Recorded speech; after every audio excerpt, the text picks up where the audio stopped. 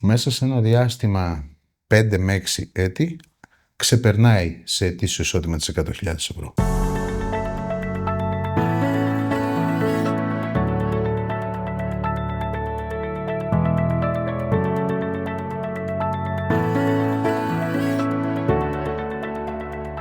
Ασφαλιστικός διαμεσολαβητής είναι το επάγγελμα του μέλλοντος.